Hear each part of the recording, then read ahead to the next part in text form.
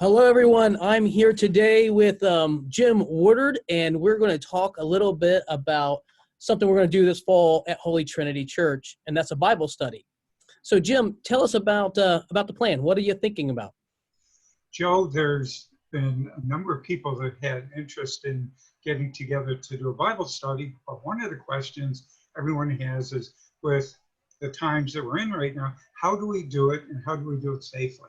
And so one of the things that we came up with as a vestry and as a worship team is that we put together a program and an outline so that we can actually do Bible studies in home settings, in small group settings where you might have a couple, for example, Jan and myself. We have it in our home, and we have one, possibly two other couples, so that we have it between 4 and 6 people. And what we do is then we just socially distance in the home with those that feel comfortable being together. And then what we do is we actually go through a couple chapters each week, and then there are some readings that we have out of the Bible, specifically Philippians. And then what we do is we just discuss a couple questions, and then we meet for probably about an hour, hour and a half. And at that time, then we adjourn and then read the next couple chapters for the following week. And what's nice is it's a relatively short Bible study. We're only talking 6 weeks.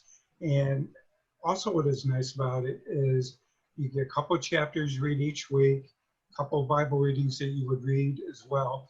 But what is good about it is you're able to have the Bible study at any time during that week, Joe, that you would like. For example, Jan and I might host the Bible study at 1 o'clock on a Monday afternoon. And say you and Abby, you might decide to hold it on Friday evening at 7 p.m. It's whatever the team feels comfortable with. Okay, good. So, in terms of the safety thing, somebody can, if they feel comfortable, 4 or 6 of you could sit in the living room. It's big enough to be 6 feet apart, and just arrive and agree to the door, but with fist bumps or elbow bumps or whatever, and then you go in, you sit down in the living room. Maybe there's some people who thought, well, I'd be a little more comfortable outside on a patio. How about that? Would that work? That's a great question and a great thought. And yes, there are some people, I already know of at least one couple that are going to invite friends from the neighborhood and have it on their outside patio and deck, and then just around the picnic table, do it with friends.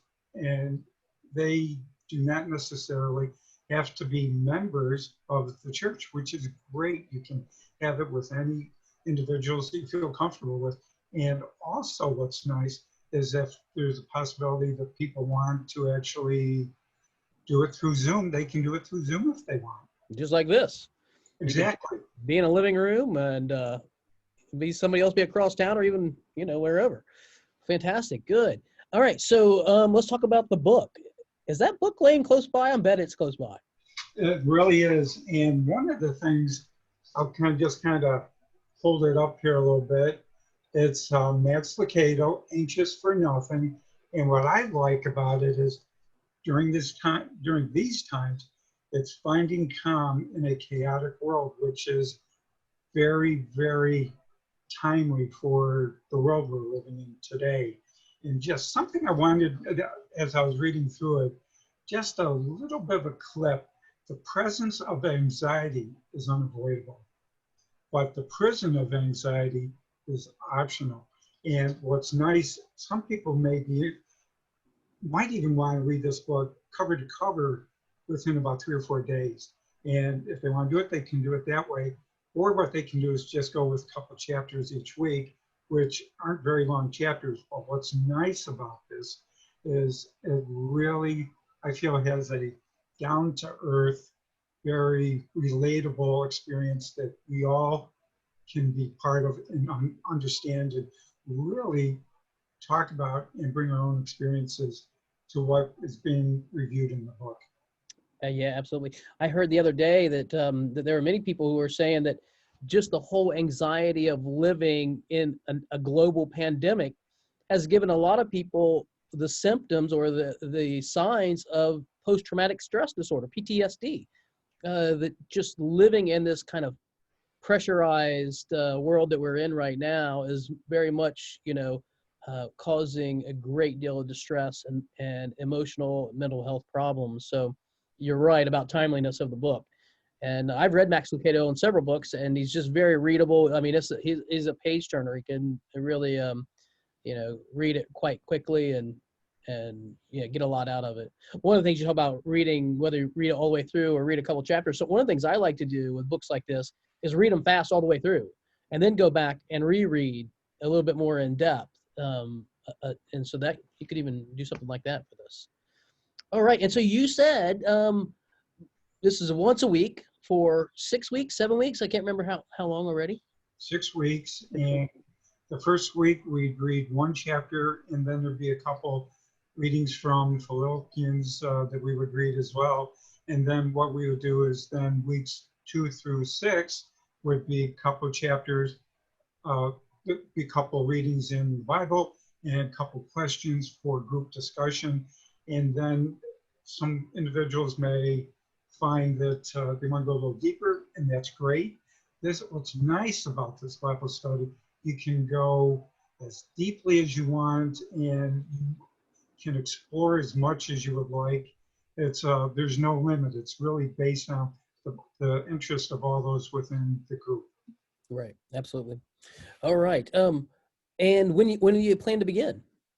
We're looking to begin that first week of September, full week, which would be, I believe, September 7th is Labor Day. So we would start Tuesday, September 8th, and then we would go through to the weekend, and that'd be for the first one. And what I would do is, since I'm going to be the leader for all of the teams, I would provide the first week, okay, here's the first chapter that you read, and then a couple Bible readings. And then what we would do is then have a couple of questions for you to review, and I would provide those. And then if there's any feedback from the team saying, Jim, we had some additional questions here, what I would do is I could then relay that to the others that are doing the Bible studies as well, get their thoughts on it. But each week here's the next readings, and then also here's a couple more questions for discussion for the group. Great. Well, I think that mostly covers it. How would people, I guess, maybe sign up? How do they let you know that they want to put a group together or join a group if they haven't already joined one? Well, there are a couple ways. We have about 3 or 4 groups already, and if they have questions, you can either see me in church on Sundays, or what you can do is send me an email at woodjs1@roadrunner.com, and I'll be more than happy to work with you on either forming a group or just registering your group. And when I say register, I would just make a note, and I would just need one person's email address so I could send the questions each week. And if, for instance, there might be some individuals that say, I want to be part of a group. Could you help put me with some individuals as well? Just let me know, and I'll work with, I think there's already about 3 or 4 individuals that don't have a group but would like to be part of a group. So just let me know, and I can work that out. Perfect. Any last thoughts? Any last things you want to say about this as a final word before we go? I have to say, I'm very excited about this. I'm looking at the book, and what's nice about this, there's flexibility. You've got a few things here. You've got Bible study. You have outreach. There may be some individuals who are reaching out to others that are not part of Holy Trinity. That's great. So Bible study, outreach, and it gives us a chance for a little bit of fellowship. And after all said and done, in this world, we could all use a little more fellowship, especially during these times. We need one another, don't we? We do. All right. Well, thank you so much for your time. I appreciate it, and we'll get back with more information soon to come. And Joe, thank you for hosting this. Absolutely. Have a great day. You too now.